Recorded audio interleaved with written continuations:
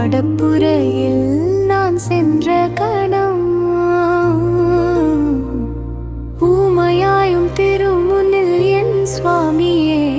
பேசும் மொழியாய் என் நாவில் நீ சரணம் தருவாயுமசுதனே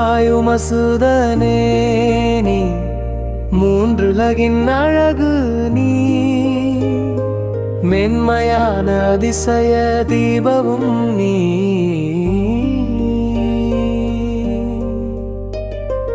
அனிஷம் இந்திரு காண்பொருளாய் என்னும் கணிசம் அடியேன் துணையாகவா மாயா சுவாமி நீ உணர்வாயிருவே இருவே உணர்வாயிருவே உருவே உருவே இருமுரு கதிரொழியாவா மாயா சுவாமி நீ உணர்வா